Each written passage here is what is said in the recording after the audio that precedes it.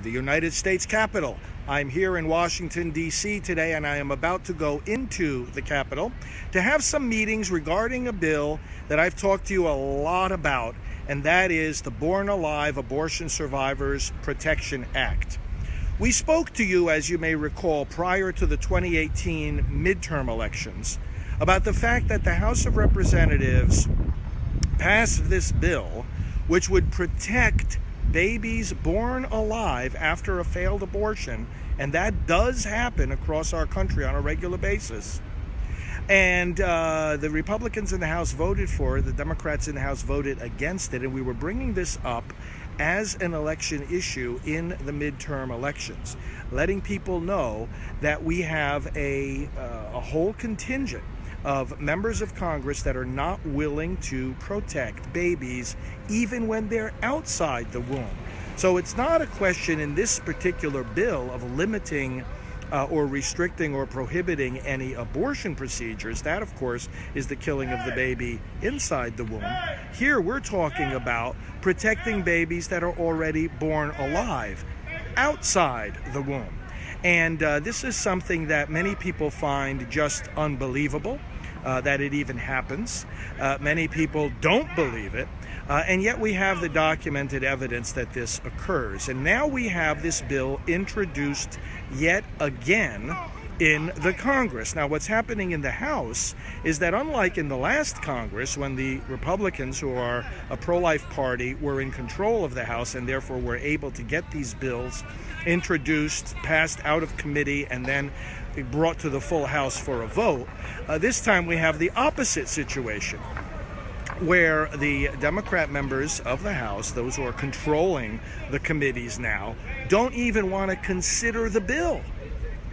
Again, this bill would say, baby is born alive, bring the baby to a hospital, give the baby the appropriate care at that moment. Not only do they not want to pass that bill, these Democrats, they don't even want to consider it.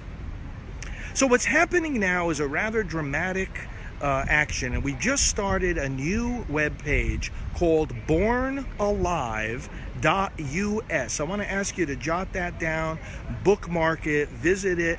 bornalive.us will give you the latest about this particular effort. Here's the effort that's unfolding now in the House of Representatives right behind me.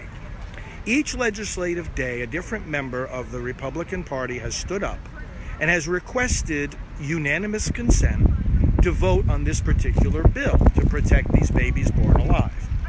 And each and every time this has happened, it's happened approximately 67, 68 times, and on that page, bornalive.us, you'll even see the video clips of this. The Democrats who are chairing the House say, no, sorry, we can't do it. We are constrained from carrying out this request. This boggles the mind. This really challenges the imagination. This really offends the conscience of anybody who has a functioning conscience. That this Democrat Party is not even willing to give consideration to the protection of these children. These people don't belong in public office.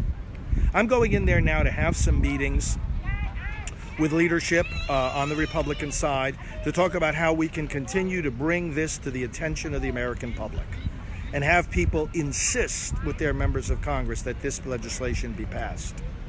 Would you be part of that effort? What we're going to say inside this building right now is going to all come back to you. We're going to say, yes, we need the people, we have the people, we know the people will respond.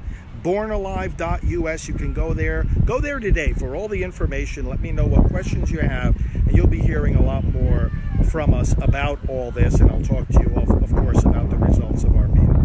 So this is Father Francophone speaking to you here live from Washington, D.C. Again, very, very important matter, and we have to make it an election issue as well. The Born Alive Abortion Survivors Protection Act, H.R. 962 is the number of this bill in the House of Representatives.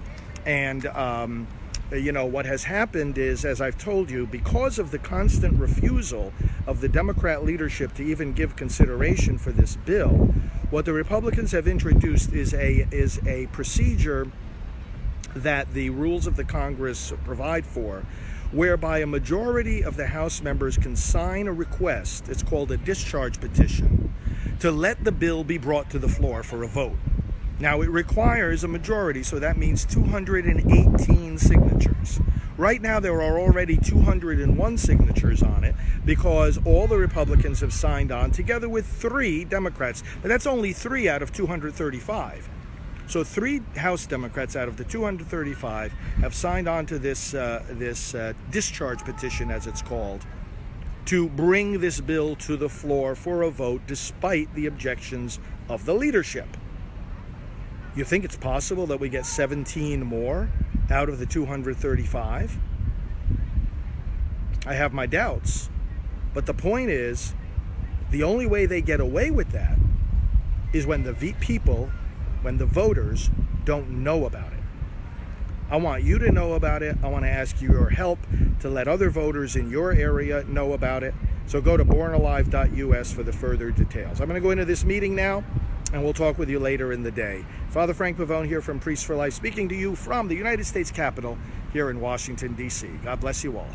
But you know what? When you and I take up this call and we talk about abortion, if we speak about it in church, we're told we're too political. If we speak about it in the political arena, we're told we're too religious.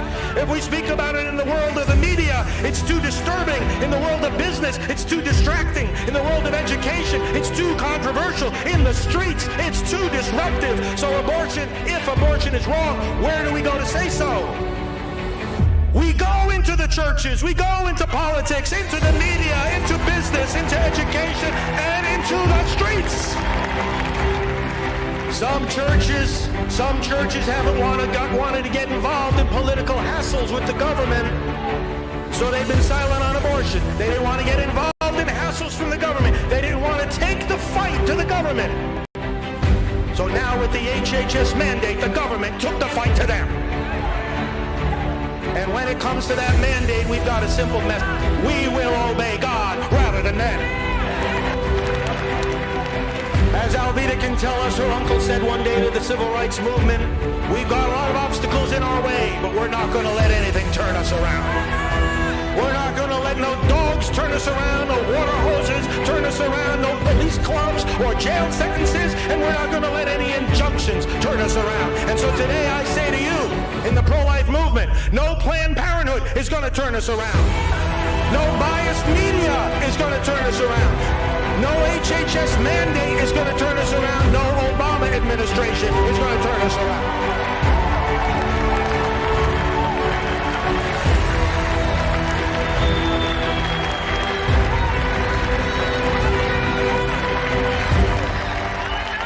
But you know what? When you and I take up this call and we talk about abortion, if we speak about it in